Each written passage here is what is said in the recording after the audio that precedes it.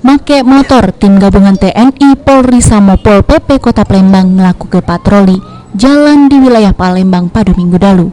Juru patroli ini petugas tim gabungan lakukan patroli di tempat-tempat rawan aksi kejahatan 3C, Curas, Curat, sama Curanmor, yaitu di Jalan Sudirman sama di Penogoro.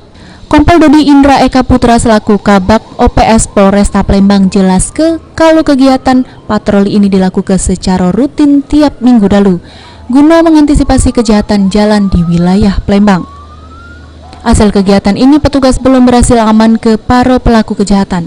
Baik dari Kota Madya, dari Kodim 0418 dan seluruh PJU dari Polres mengikuti. Untuk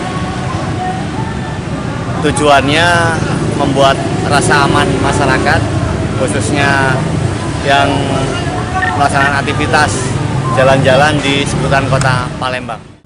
Dengan adanya patroli rutin ini diharapkan kejahatan jalanan pacak berkurang, supaya warga khususnya wilayah Palembang pacak aman. Abidin Riwanto, PAL TV.